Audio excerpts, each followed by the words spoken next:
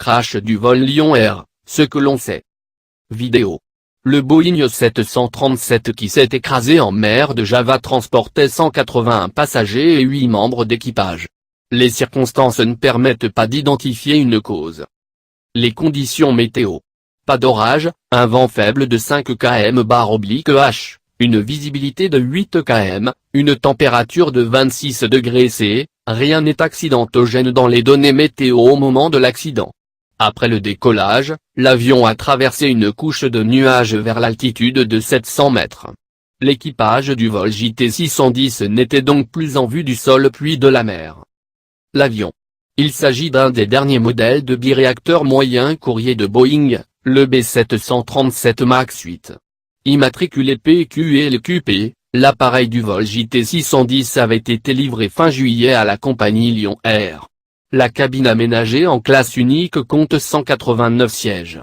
La compagnie aérienne signale qu'une intervention technique réalisée selon les procédures avait été effectuée à l'issue du vol précédent. La nature de cette opération n'a pas été indiquée. La compagnie Lyon Air. Basée à l'aéroport de Jakarta Soekarno-Hatta, d'où le vol JT610 a décollé vers Pangkal Pinang, Lyon Air est une compagnie aérienne indonésienne à Baku fondée en 1999. Jusqu'en 2016, connaissant de nombreux accidents et incidents graves, elle était inscrite dans la liste faisant l'objet d'interdiction d'exploitation dans l'Union européenne. Une mesure comparable concernait les États-Unis. Cela ne gênait pas les dirigeants de Lyon Air, car ils n'ont pas l'intention de desservir l'Europe ou l'Amérique. En revanche, cette mesure interdit à un voyagiste européen de commercialiser les billets de Lyon Air. La compagnie n'a pas officiellement lié son carnet de commandes, plus de 400 avions Airbus et Boeing, à sa sortie de liste noire. Elle a confirmé en avril une commande de 50 Boeing 737 MAX d'une valeur de 6,2 milliards de dollars, 5,4 milliards d'euros, au prix catalogue. En revanche, elle menace de ne pas prendre la livraison des avions si l'huile de palme, dont son pays est premier producteur, n'entre pas dans la composition du biocarburant kérosène. La trajectoire du vol JT610. En attendant les données du radar aéronautique de Jakarta, le site Flight Radar montre une trajectoire dont certaines données chronologiques sont erratiques.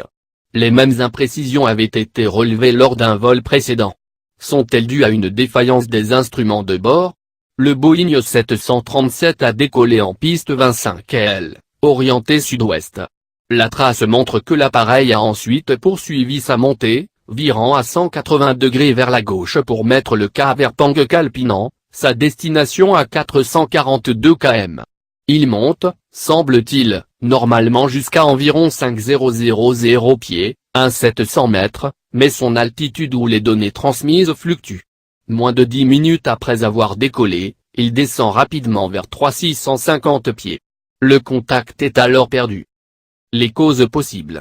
Panne des moteurs, perte de contrôle, carburant insuffisant, plusieurs hypothèses sont envisageables. À ce stade, l'attentat semble pouvoir être écarté, les pilotes ayant indiqué à la tour de contrôle de Jakarta leur intention de revenir pour atterrir.